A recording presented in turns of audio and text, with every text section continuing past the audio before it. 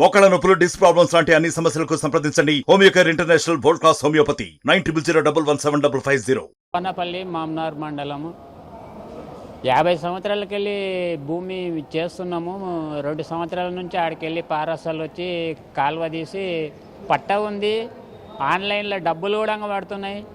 ఇంకా పోయినప్పుడల్లా ఇదే అది అంటున్నారు. కరెక్ట్గా మా భూమి మాకు ఇవ్వడానికి ఇబ్బంది పెడుతున్నారు. కోడు భూములని ఇస్తామంట అని చెప్పిండ్రు. కోడు భూములని ఇస్తామని చెప్పి కూడా ఊళ్ళో స్టార్టింపు చేస్తే మళ్ళీ పేపర్లన్నీ మళ్ళీ ఇచ్చినాము. ఇప్పటివరకు ఆ కోడు భూములని మాకేం చెప్పడం లేదు.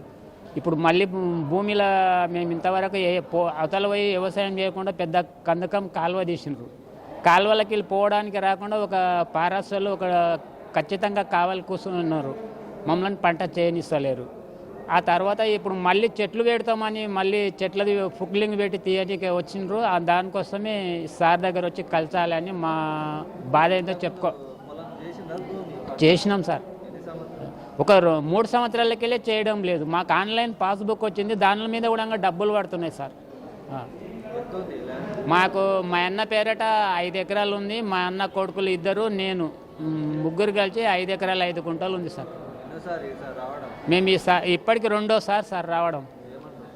ఇంక ఇప్పటి వరకు ఇప్పుడు కూడా సార్ దగ్గర కలిస్తే కొంచెంసేపు ఆగండి అని చెప్పి బయటికి దొల్లించింది.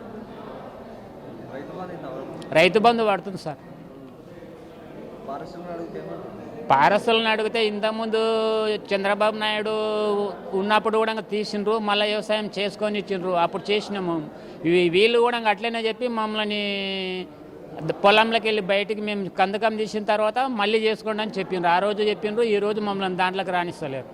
మాకు చాలా రోజుల నుంచి భూమి సమస్య ఉంది. అయితే మేము ఏం చేసామంటే ఇంతకుముందు ఆర్డీఓ కోర్టులో కేసు పెట్టాము.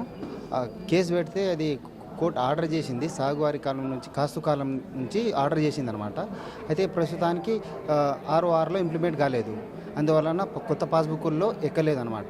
ఎక్కలేనందుకు ఇప్పుడు వేరే వాళ్ళు ఏమంటారు, ఆ భూమి కబ్జా చేసుకోనికి చూస్తూ ఉన్నారు. అయితే మాకు చాలా థ్రెట్ ఉంది. అయితే ఇంకో 2-3 సార్లు వచ్చాము ప్రజావాణికి. అయితే వాళ్ళు ఈ ఆర్డర్ ఉంది కదా ఇంప్లిమెంట్ చేయించుకోమన్నారు. కానీ ప్రస్తుతానికి ఆ ధరణి రావడం వల్ల ఈ ఆర్డర్ అయితే పాస్ కావడం లేదు. ఆ ధరణి రావడం వల్ల 2 ఎకరాల భూమి ఇంకా నమోదు కాలేదు కొత్త పాస్బుక్లో. అందుకోసం చాలా ప్రాబ్లం అవుతున్నది. మాకు ఈ ప్రాబ్లం తీరాలని మేము ఇంతకుముందు కూడా సీఎం కూడా కోరాము. కానీ ఇప్పుడు ఇంకా ధరణి తీసేస్తే మాకు మేలు చేస్తుందని అనుకుంటున్నాం. అదేవిధంగా ఈ కొంతమంది ఏం చేస్తారంటే రియల్ ఎస్టేట్ బడా వ్యాపారులు మా పైన ఆ భూమి కబ్జా చేసుకోవాలని చూస్తున్నారు. అందుకోసం దానికి చెక్ పెట్టాలంటే ఈ ధరణి పోవాలి, ఈ భూమి సమస్య తీరాలని మేము కోరుకుంటున్నాం. అందుకోసం ఈ కలెక్టరేట్కు రావడం జరిగింది ఈరోజు. Thank you. మేము బొంబాయి నుంచి వచ్చినప్పటి నుంచి మా భూమి మేము చేసుకొని తింటున్నాం. కానీ మా భూమి ఎవరి పేరు మీద పట్టయిందో తెలియదు సార్. అప్పటి నుంచి చేసుకునే తింటున్నాం మేము. కానీ మాకు మా దగ్గర ఇగో చేసుకొని తింటున్న ఫోటో కూడా ఉంది, కావాలంటే చూసుకోండి. కానీ మాకు చాలా సత్తాయిస్తుండ్రు. ఎవరి పేరు మీద అయింది అది కూడా చెప్తలేరు సార్. మేము భార్యాభర్తలు వికలాంగు. మాకు చూస్తే 3 బిడ్డలు. మా అత్త మామ ముసలోళ్ళు అయిపోయినారు. వాళ్ళకు హాస్పిటల్ నుంచి పెట్టాలి అంటే మా దగ్గర డబ్బులు లేవు. పింఛన పైసల నుంచే మా పిల్లలకు సాకించుకోవాలి, ముసలమ్మకు సాకించుకోవాలి. మాకు ఎట్లయినా దయచేసి మాకు మాత్రంగా మా భూమి ఏడ ఉందో మాకు చూపెట్టాలి సార్. మీరు ఉండి ఈ నుంచి నేను 4వసారి మీరు రావటం సార్. నేను చెప్తా అంటుండు కానీ ఇంతవరకు మీ